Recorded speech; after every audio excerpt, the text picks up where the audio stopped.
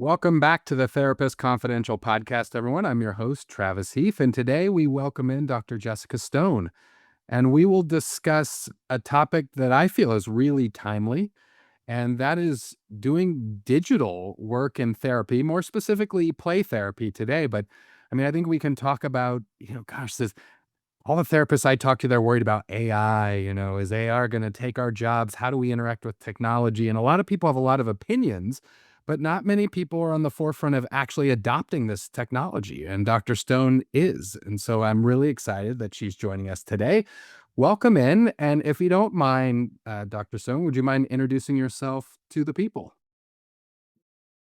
Sort of. So I have been told by many colleagues and friends that I'm not very good about talking about myself. And I'm so glad you're not reading the whole bio thing because it's just really uncomfortable for me. So thank you for that. I think what I would like for people to know, because there is value in knowing that the person you're listening to does have some street cred, has done the work, has gone through the process to learn all they can, explore, question, all of the above. And so if I think about it, it's probably the last at least 20 years. It's like 25 years trying to figure out what is this whole digital thing. I remember saying to people, I don't need to have a cell phone.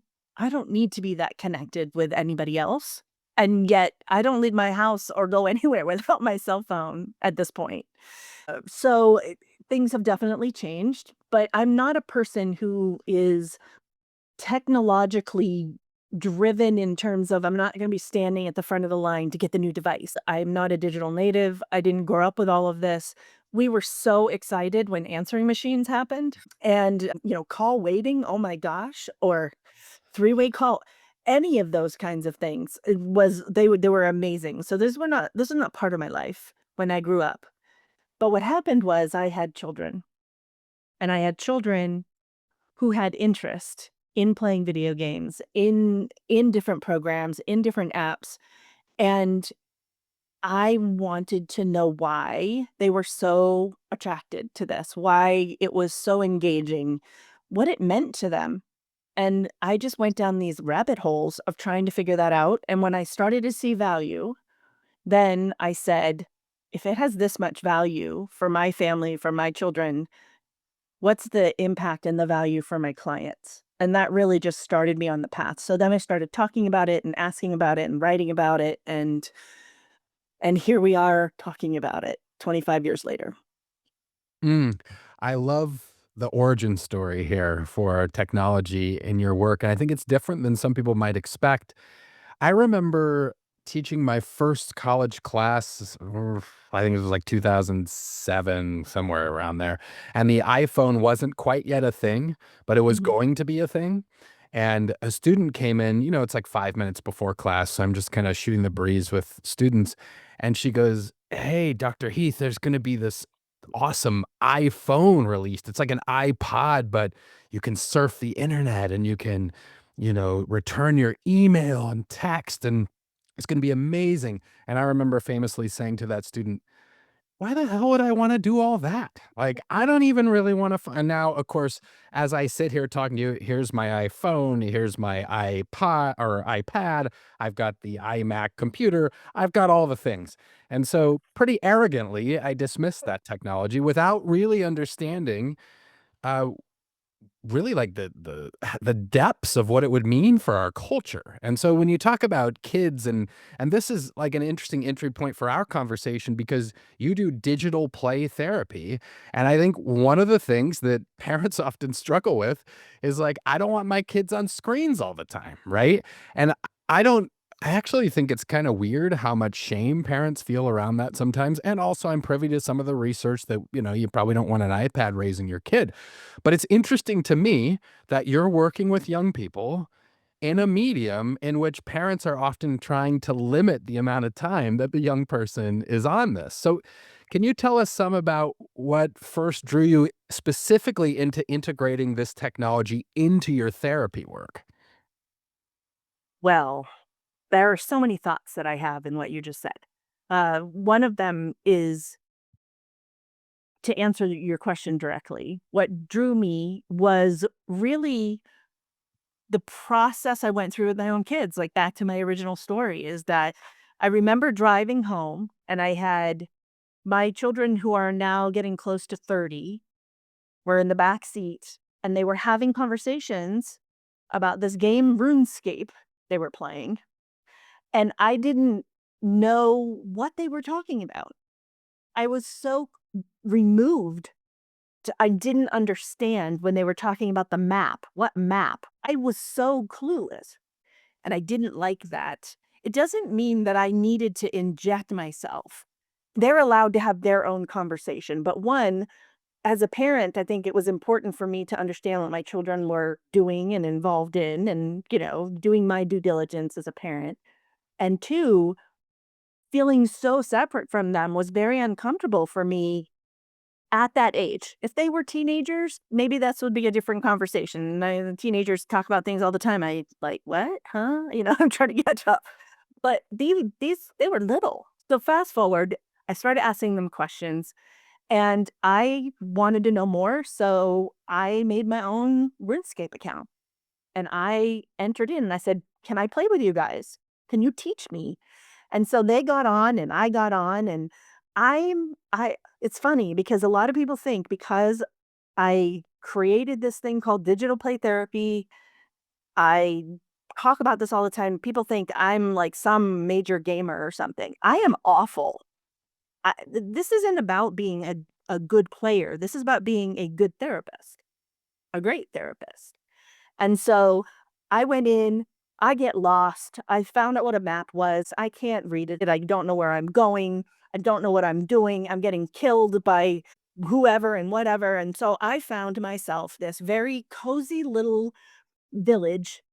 And what I discovered was that there were commodities that people really didn't want to take the time to get because it was repetitive and boring. And so you're just grinding is what it's called, right? And people didn't wanna do that, and one of those commodities was feathers. And so I became known as the chicken lady because I would sit there and I would just get feathers. You just essentially, you're killing chickens, and all of a sudden some feathers show up and some meat and some bones, and the feathers were really, really important for certain parts of the quests. But I wasn't doing those because I kept getting lost and I'm just not a good player. So I had millions and millions of units of money in this game. I had so much money. People would log on and go to my kids, "Is the chicken lady coming on today? Because we need some feathers."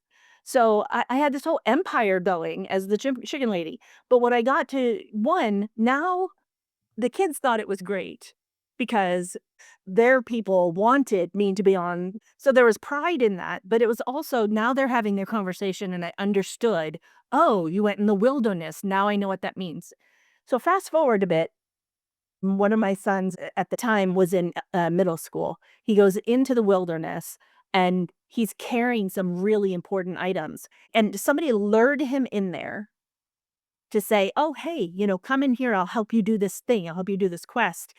Killed his character and took all his stuff, and it was an intentional manipulation. And he is not a person who I had not seen him cry probably in a couple of years, and he is just sobbing. He is so heartbroken. The fact that I understood the game and understood what he meant when he said he went through this process was enormous for me to be able to comfort him and for him to even come to me, because if I had been dismissive of him playing the game, he would have had to then explain to me what happened and then feel that way, and instead, he just came out feeling that way, and we could then manage it and talk about it and hug him. So, understanding the power that it had in my own family led me to knowing that it can't just be my family. For the parents, for the children, it's so important to know what they're playing and why they're playing it, what it means to them. So that's really the crux of the whole thing is I just saw the power and then I wanted to bring it into other places. To address the other part that you've talked about, which is yes, that like why would I bring that kid into therapy because I'm concerned about their screen time and then have you be on more screen time? And I understand that, and I would say that's exactly the reason why they should be in it in therapy because I need to understand what it means to them. And we're going to have a conversation about the thing, or we can do the thing and then I can see it in real time how they interact in the world, how they approach things, how it differs or not from their day-to-day existence. Maybe they are very passive in their day-to-day existence, but when they get into a video game, now they're like aggressive and they're, and they're doing all these things. That's important information. Is it that they feel included? They're on a team and they have a role and they feel important. Is it that they connect with those people more than they connect with the people, say, at school? Like, I need to know that information. I'm not going to learn that information from most people just by having a verbal conversation. Wow. So much there. You entered into the world of your kids first and many other kids, but you did this on behalf of your own kids and trying to understand what's going on. And you shared that great story with your son, a really heartbreaking story in some ways, but then it's like you were able to understand at a deeper level what because, like, when things happen in kids' lives or they're talking about something that happened in a game and they're upset, I mean, we might comfort them and it's, "Oh, yeah, that's tough, I'm sorry." But it's like you actually, as the chicken lady, you actually understood what this was like, and so as you're telling the story, I feel like, "Oh, wow, you have a felt sense of this that you otherwise wouldn't have had." Now, here's what I want to understand even better. One thing I've learned from a friend of mine, Dr. Lisa Forbes, we were talking about her before we recorded, and hearing her talk about some of the work she does in play therapy is like she enters into the play worlds of the children that she's working with. And, that's often done with a sand tray or with other toys. And it's like her patience, it's really remarkable to me how she enters the world. She lets them sort of do whatever they wanna do in the world and, sometimes makes observations, but just really present in that world.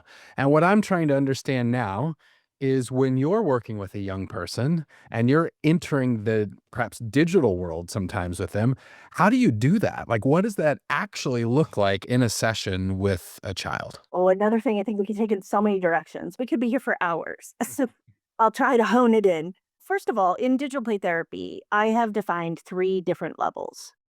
And you can move between and within those levels. You don't have to be in just one. The first level really is being open to the conversation. I think that for almost any other topic, we would not even think to say to a client, "Oh, you're bringing that in and that's important to you? Well, we're not going to talk about that." Right. I just think that's not the approach that we take in therapy. This is a place for you to be who you are, and we put a lot of emphasis on and effort into creating a safe space so our clients can do that. And so it's very interesting to me that with regards to something that's digital, there are a number of therapists who say, "We're not gonna talk about that," or "We're not gonna bring that into this environment." I think that it's because people don't want to do harm.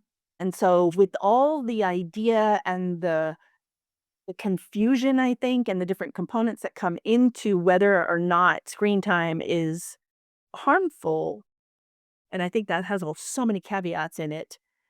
Then it becomes, oh, we're not going to bring that into here because that's a big huge question mark over there and I don't want to do any harm. Level one is inviting that as part of the conversation. Like if my son had been in therapy at the time, could have said, "Oh, I had this awful experience. I went into RuneScape and all these things happened in the wilderness and this person and I trusted this person and then they betrayed me." And that's an amazingly important conversation to have, that because it has to do with a video game, some people don't have it in. Level one, bring it in, invite it, have that conversation. Level two is they want to come in and they want to show you. They want to show you their Snapchat streak. They want to show you their favorite vlogger, or they want to show you some reels, like any kind of thing that they just want to share with you, but it happens to be on some sort of a screen. And that could also be them, if you're working virtually or even in your office, that could be them showing you their Minecraft world that they created that they're so proud of. It can be anything, but it's involving them showing you something on a screen. Level 2 is you're both looking at it and you're not participating. beyond witnessing, asking. Level 3 is that you're in there with them. So you have a character and you're in the world with them and you're playing. Or, for instance, with Legends of Zelda, it's a single player game, but if you have the kind of Nintendo Switch that the controllers, the Joy-Cons come off, then each of you can have one, and then you can play. One person is doing the walking, for instance, and the other person is doing the looking. There's a lot of teamwork that has to happen in that, but there's one player. So, but you're both participating in the gameplay is the bottom line of that 3rd level. If I'm hearing you correctly, the actual game or medium of the technology can vary based on the child that you're working with, is that right? Absolutely. So I personally take a very prescriptive approach. And the cornerstones that I look at is that I take what I know about the client, their history, their presenting concern, their family dynamics, any of those pieces, any collateral context, any of that kind of stuff. What we do in the intake, what we learn along the way, what's in our treatment plan, all of those kinds of things. And then I take what I understand about a variety of theoretical foundations. And I believe wholeheartedly that that grows drastically as we're become more and more seasoned as a therapist. You can learn about them when you're young, and that's important. That has value. And then as you go, it takes on different meaning and you see different things and experience different things that then there's a depth and more of that felt sense that you were talking about earlier. And then I take what I know about different interventions. And it can be specific interventions, but it can also be types of interventions. Like, let's say that I identify that a client has a need for something in the realm of nurturing. And so I might think for interventions, I may want to present as possibilities for us to do things that I think will pull for nurturing. And then the last piece is research. And the pros, the cons, and research, I my young self would, like, gag at what I'm about to say, but research is so important, and reading, not just the conclusion or the discussion arena, but, like, reading particularly, I'm sorry to say this, but reading the methods is probably the most important thing you can do, and you may not understand all they're doing this test and that that part of the methodology, but to understand how they set up the variables, how did they define them? What are they actually looking for? What did they leave out? Like, think of these things critically, and it could be they left them out because they have an agenda, which is often the case, and it could be leaving them out that they couldn't find the population. There are all sorts of reasons for it, but just even thinking to ourselves, "What about this? Why didn't they look at this?" And maybe that's a different study. Maybe, you can continue to look for it. But anyway, research comes into it too. So I bring all those pieces together to say, what do I think will be most helpful for this client? And in that, if we're in the digital world, the fantastic thing is there are literally hundreds of thousands of different programs out there to choose from. And many of them you can customize in some way. So if you have somebody who has a need in a certain area, you're most likely gonna be able to find some programs that will pull for that need and activate those things. The other side of it is, what is it that they actually already play and they're already interested in? So I have clients who bring in either physically to my physical office or virtually online, bring into the session things that they're interested in, and then it's my job to understand the what and the why about that. And then there are other things that I might introduce in that then, I think are gonna activate some of these things, and so it's a combination. I've had clients, one to 2 come to mind, and so one example is in virtual reality, and I'm just so passionate about immersive technology for a number of reasons, and if you wanna get into that after I finish my story, I'm happy to, 'cause it's just so excited about it. But I had this client, he wanted to play this game called Arizona Sunshine. And it's a first person shooter, it has zombies in it. I I'm so bad at those games. I cannot tell you, when I play Fortnite with clients, like, I'm the gatherer. I'm a resource person. Everywhere I go, you look at my Animal Crossing world, my island, I'm a resource person. That is what I do. And people like write me all the time. Can you find this article? Yes. I may even have it on my computer. Like, okay, resource, resource. So in Fortnite, I say, "What do you want?" And I go around and I find what they want. If they want a certain weapon, if they need an emergency medical kit, like whatever it is, I got you, and I'm gonna drop it. And our exchange is that when I'm killed, you're gonna pick me up and you're gonna reboot me because I'm not going to be any good in that arena. So here I am, this kid wants to play Arizona Sunshine. And I'm going, "Oh god. Okay, I need to think, what does this mean to him?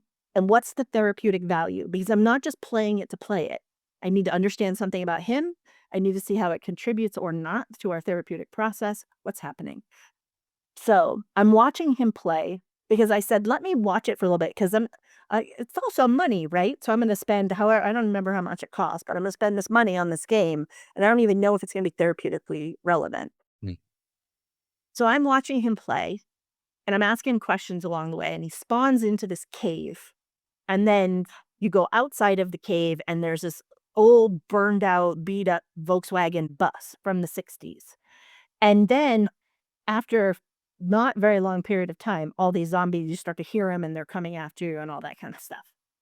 And he jumps up on top of the Volkswagen bus and starts yelling, and I'll give you some context in a minute, but just the raw of it. He starts yelling, "I am all alone.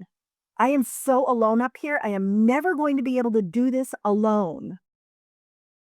Okay, fine. I'm playing Arizona Sunshine because that was huge. And this is an early adolescent young man.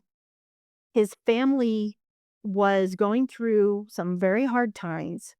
He was essentially a pseudo parent with an absent father, and he felt very alone in his life. And I knew that. And when he's yelling, he had never verbalized that to me before. I knew that about him, but he had never verbalized it. And here he is screaming it on top of this bus alone. Bought the game, got in there. Okay, let's go. I'll do my best, dude. Like, and so I get up on the bus with him once I'm in and everything, and I get up on the bus with him and my character, and in immersive worlds, you can like turn and you're looking at the person, and it's like they're right next to you, even though they may not be. And and I said, "Okay, I'm here," and he goes, "I am so glad not to be alone anymore." Mm. Worth it right then and there, even though I did not help him in the game at all. I love this story for multiple reasons. One, I don't know a ton about Arizona Sunshine, but I thought I knew before you were talking that it was some sort of zombie game, like shoot 'em up zombie game. And what I love about this is I've never encountered a therapist yet who might have found a way to make Arizona Sunshine therapeutic. And so for me, I'm interested in ideas often that are on the margins or even a little bit outside of the margins. Some of the work I do therapeutically with young people has involved hip hop and rap music. Yeah. And, as I've done that work, I've got a lot, from therapists, not from parents, not from the, young people I work with, but from other therapists.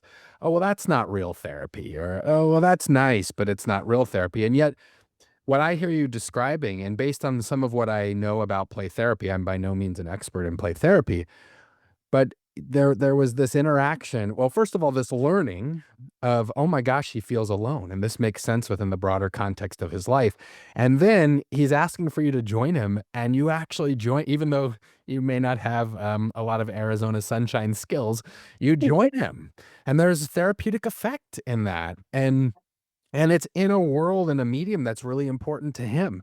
And as you say this, it feels so obvious to me. And yet, I'm imagining it doesn't feel so obvious to a lot of people, to a lot of therapists in terms of like, oh, you're going to bring a video game, not just a video game, but a quote unquote violent video game into therapy. Like, I can already hear some of the criticisms that might be afoot there.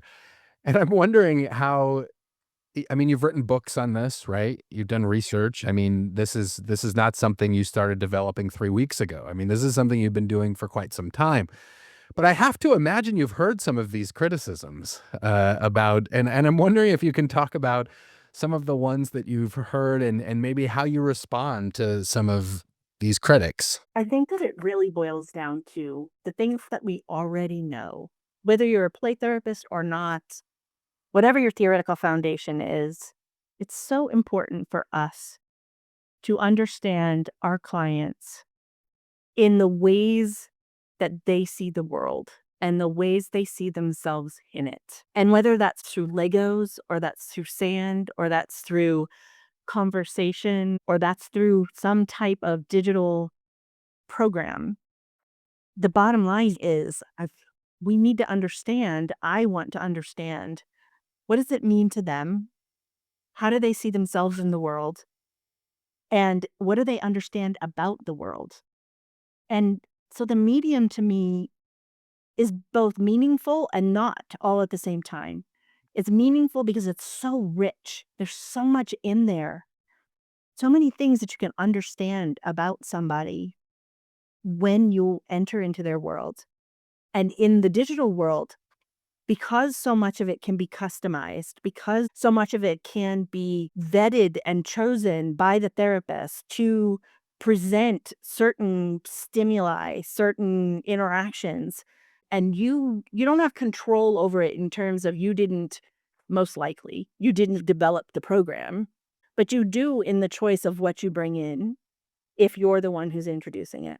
So I think that if we really boil it down, it's kind of like I'm gonna bring in another thing a lot of therapists don't like to talk about, which is math, myself included. I'm not a big math person, but if we think way back and we think about the least common denominator in fractions, that's when you can't break it down any further. And if we really do get to those bottom line, can't break it down any further, least common denominators is that what do we want our clients to walk away with from our therapeutic interaction? And how do we help that happen, whatever that is? If this client, what he really needed was to not feel alone, I was successful. And I don't really care that it was through Arizona sunshine or it was through Legos or it was through conversation. He came back to me as an older person later in his life and reflected back to me that our time together was really meaningful to him. And I have to say that I don't know that we would have gotten that kind of connection and him feeling heard and understood and seen and important if we hadn't played Arizona Sunshine that day. There's something else I love about this, not to say that all manualized treatments are bad or that they don't serve people or can't be helpful. I don't mean that at all. But those are already well in place. There are plenty of protocols for manualized treatments that exist for people, and that's great. What I love about this is its origin seems to be in what the young person is interested in, the worlds that are meaningful to the young person, rather than trying to take a framework and apply and fit the young person into it. It seems in a lot of ways to me, it just makes a lot of sense. You're taking what is already meaningful to the young person and you're just attempting to invite that into the space, maybe the digital space in this context. And to me, that just makes a ton of sense. And yet, so often the way with young people or with older people, the way that we seem to do work is often to try and fit people into our frameworks rather than to try and use the mediums that already exist. Absolutely. I think that's true in so many different ways in our lives.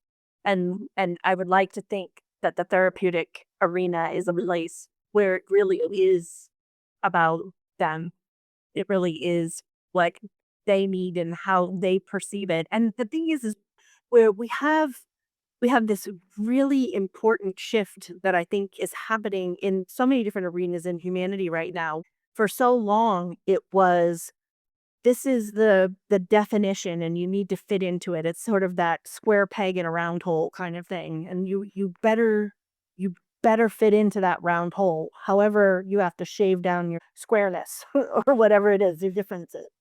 And I think of even my own father who is left-handed. So, like, when he went to school, they forced him to write with his right hand because left-handedness was not acceptable. And so we've thankfully come far from that. But the time we're in now, and we're talking so much more about neurodivergence, and we're talking about not just one example, but just the ways that different people access and process information, and that there are optimal environments and variables that allow someone to do that in this time that we're acknowledging those things. The idea of acknowledging that certain people, however that's defined, would benefit from having options other than the traditional to do this work seems like it fits perfectly with this trend that we have of acknowledging we are different.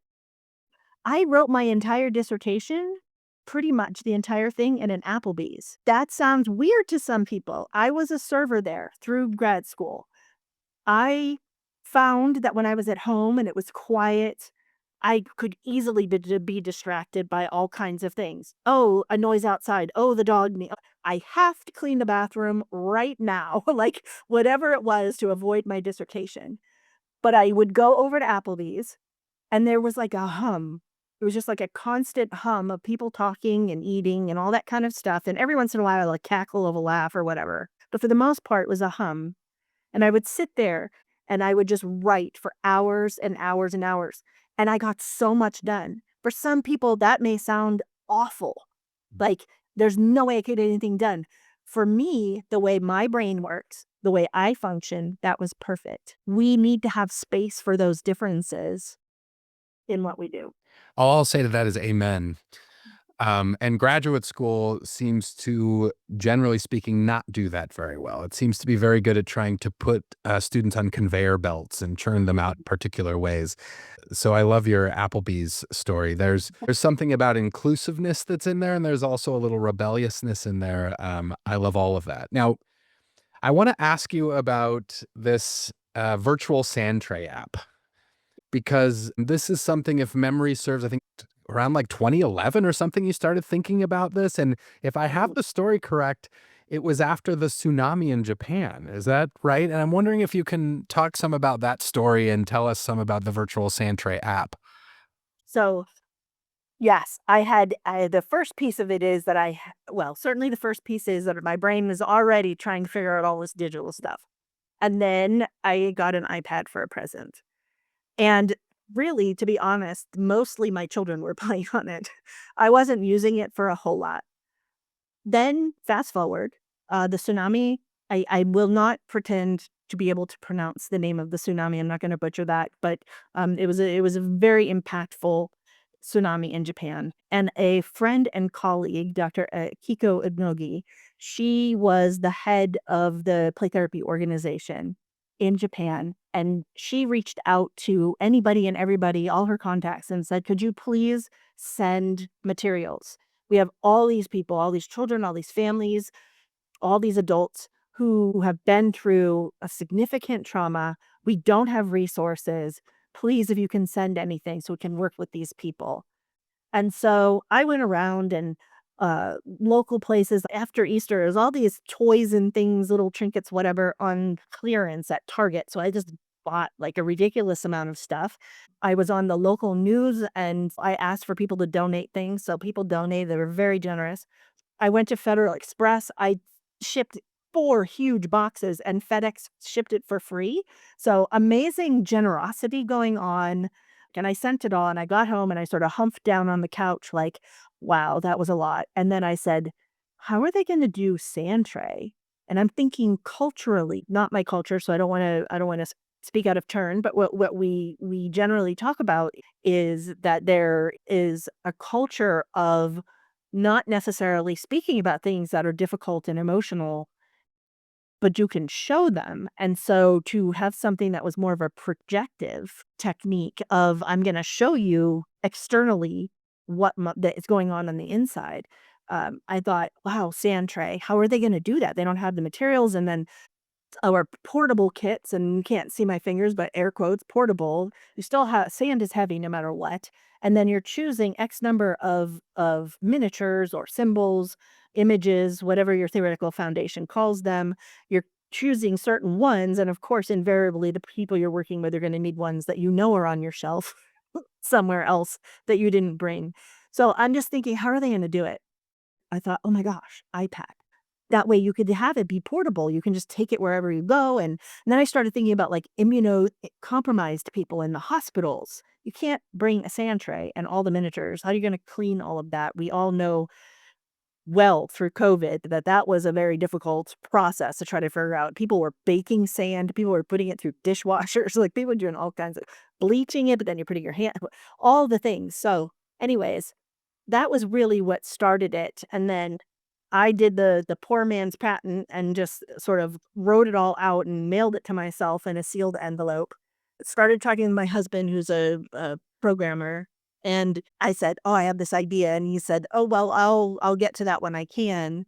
I looked into how much it costs to have somebody else develop it and had a bit of a heart attack because and it's a lot of work, but I didn't have that kind of money. So, thankfully, then my husband said, "Oh, you know that project? I'm gonna work on that." And then the Virtual Sandtray was born.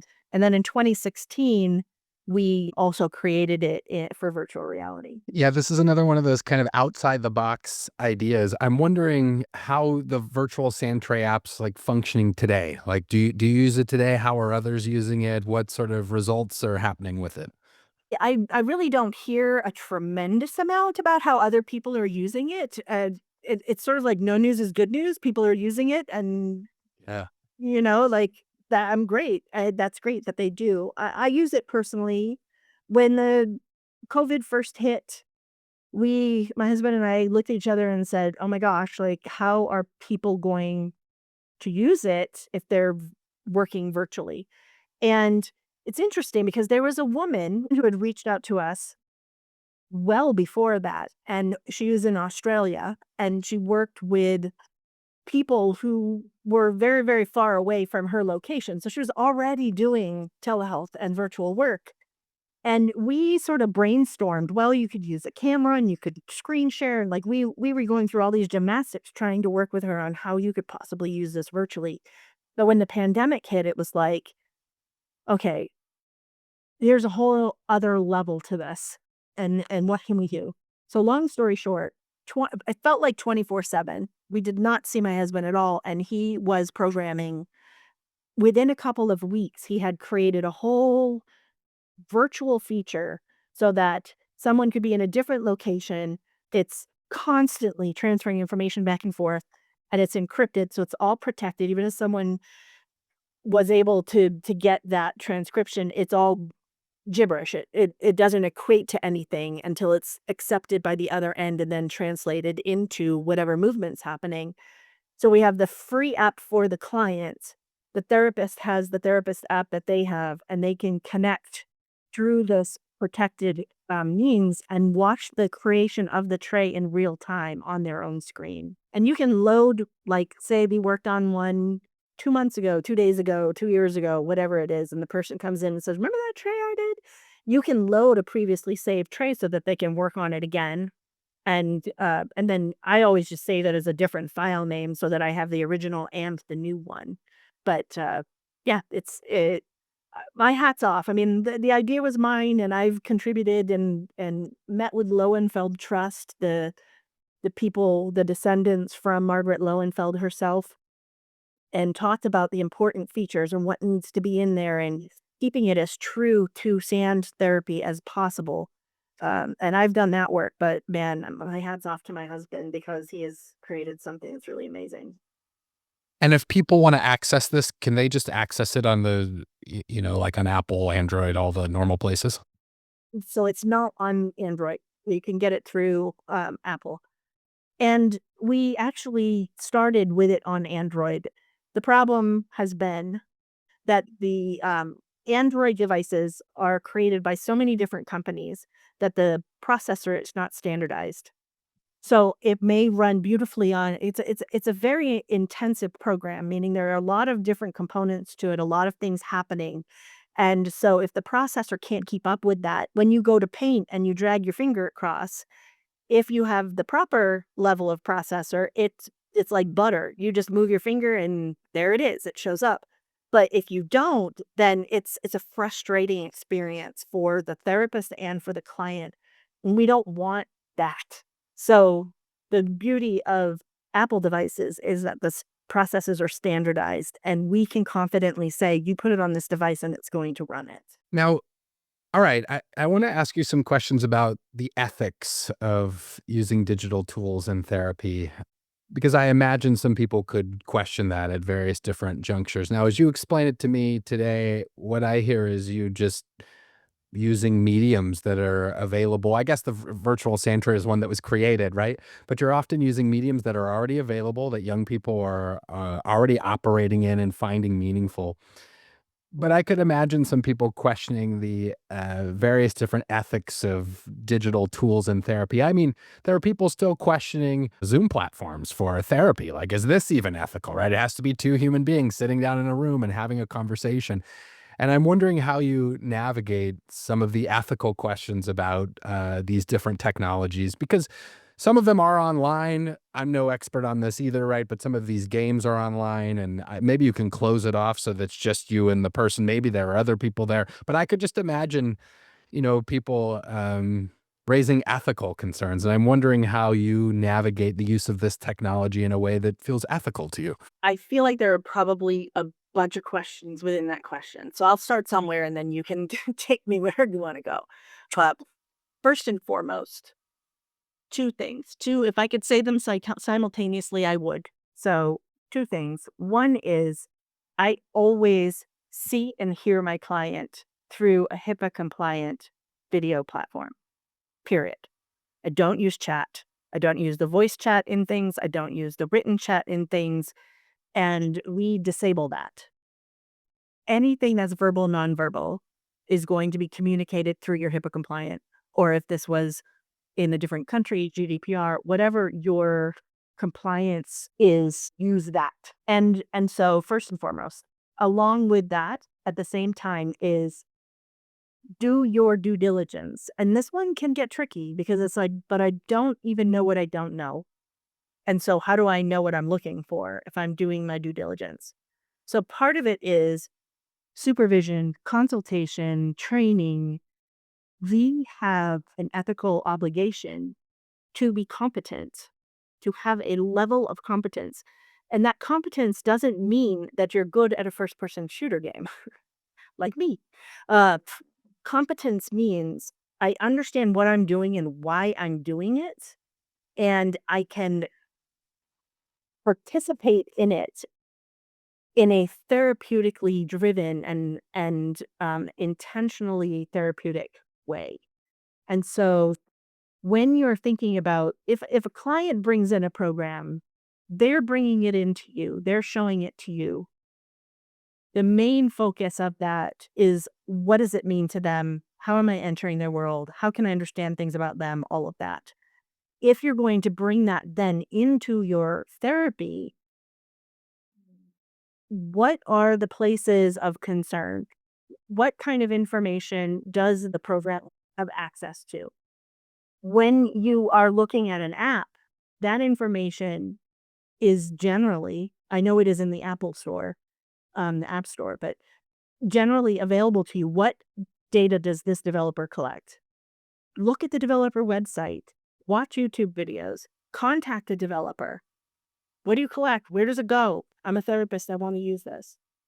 Investigate private rooms, private servers, ways that you can engage with your client that someone else cannot get in. Some games have that, some of them don't. In the ones that don't, now you're thinking either this is out, I'm not even going to use this thing now. Is there something else that I can use that will meet these criteria that I have? Or sometimes there is a therapeutic reason to do something that might have you be thinking about concerns. Here, I'll give you an example. So, for instance, in Roblox, okay, you can have private servers on many, many of the games in Roblox. So, set those up, do your thing, great. But there's a game called Adopt Me. It's a very, like, I wanna call it a basic game. What I mean by that is no shade on the game, but it's something very easy entry. You go in, you're a parent or you're a baby. Even just coming in and deciding who's the parent, who's the baby, or both parents or both babies, that is already giving you therapeutic information. You go into the program and there are places where the character needs to be fed, needs to go to school, needs to sleep, needs to go to the doctor, needs to, like, there are all these basic needs that can be met. You have a pet, that pet has some needs that need to be met. You can create a house, all that kind of stuff. And you can just be in there, just the two of you.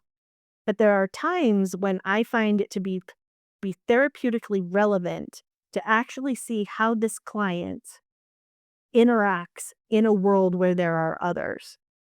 So now if we go into this public space, Yeah. now I have more considerations. One, what are our usernames? Just as a basic thing. So I have this whole thing I talk about of how you set up your profiles. What is your username? Don't use your real birthday. What email are you using? My email has my name in it. That is not the one I use to sign up for games. So here, basics. What kind of information you're putting into the game? And that's a great family therapy conversation too. Gets into digital citizenship. What are you putting out there? How are you protecting yourselves? And a lot of kids can like parrot that information, but to like really understand, you put that in there where it can go, and over time they understand it more and more as they get older. But if find it's therapeutically relevant to go into, for instance, the public space and adopt me so they can see how my client interacts in a public place and also how they treat me. Some kids will be like, see ya, and they're off and they want to go play with the other kids. Okay, that's telling me something. And probably not the space we're going to go back into anytime soon because that's not part of the therapy that we're doing, but it was important info.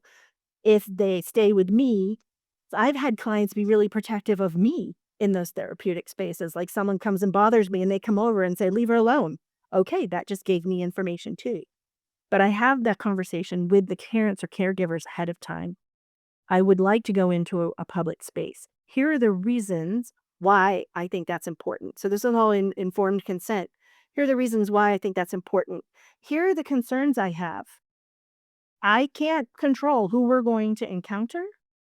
I can't control who may or may not recognize. I mean, the chances of another client of mine being in that same exact server at that same exact, like, I don't know, but I can't control for those things. So those are all conversations to have. And I have found that if I front load that, not only because it's ethically appropriate, but I think just even relationship wise with caregivers and explain to them what I'm doing and why I'm doing it and why I'm requesting this permission of them to do it, then there's such a deeper level of understanding of all of it. And then it becomes much more of the therapeutic process. Now, we're hopeful of being able to do a webinar with you on psychotherapy.net in the not too distant future, where maybe we could actually show some of this or dive into it. But for someone listening to this podcast, a therapist, maybe a play therapist that's hearing what you're saying and is intrigued, what might be a good entry point for them to begin exploring the use of some of these digital worlds in their own work? A lot of things came into my mind. I think the one that rises to the top is talk to your clients. Do that level one. Like, what are they interested in? What do they get excited about? What are some of the types of things that they are attracted to? Do they like to play solo? Do they like to play in a team? Do they like to do quests? I mean, my husband and I are playing the same game right now, and we're not in the same world together. It's more like parallel play, but there's a mini game portion of it that I am on like level 1875. Like it's ridiculous. And he is on level maybe 80 because it is not of interest to him. But his world is I don't even know what level he is. He's like, I have this, that, and the other thing. I'm like, I don't even know what you're talking about because I'm nowhere near that level. But so we're even playing the same game in a very different way. So that tells me a lot about him It also tells me a lot about me of what we're attracted to and what we focus our energies in, what we work to figure out. So that's first and foremost. Listen to your clients, talk to them about it. Secondly, education and experience. They probably are tied for number 2, and that's reading. I know there are so many great authors out there these days. When I started, it was like a desert, and I was walking in my with my backpack all alone, it felt like. But then started to learn about other people, and now there are so many more people out there. Great things to learn, trainings, readings, all of that. I know personally, I have either written, edited, or contributed to 46 books at this point. So I know I put a lot out there. I know a lot of other people have. Read, read the research, critically read the research, go to trainings, find a supervisor who can help navigate these things. It's so, and I'll leave it with the question you ask, because I know we're running out of time, is that I had a professor in graduate school who we were talking about board games at the time, in terms of play therapy. And his thing was play it and then play it and then play it again. And he didn't extend it out to mean this, but what I took from it and what I developed over the decades now is play it so that you are no longer thinking of the mechanics of the play, but you are now focused in on and really in tune with the therapeutic process and what's happening, as opposed to how do I move my character? How do I find, those kind of things. There are still going to be times when that happen, particularly if a client brings something in, but then you're in the process of them showing you, and there's power and mastery, and there's all kinds of things that are happening there too. So listen to your clients, connect with them on the level of things that's important to them, become educated in the whys and the what fors and what you're doing and why you're doing it. And then play it and play it and play it again so that you have your own level of comfort. We're gonna have to do this again. I often say that at the end of these kinds of conversations, I really enjoy them, and there's so much more to be said, but I think this was a great entry point for the work that you're doing, and I always appreciate work that's happening at the margins, and, in some ways, as I listen to this work feels, almost natural in the modern world, you know?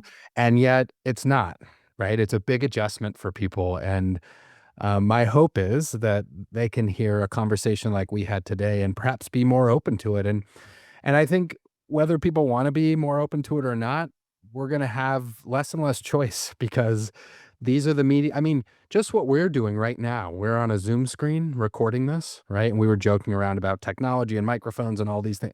I mean, I couldn't have imagined doing this 6, 7, 8, 10 years ago. And, even as a young person growing up, this is like space age stuff, the two of us sitting here being able to do this. So, and I once famously said that to my students, I don't know, this is probably 15 years ago or something.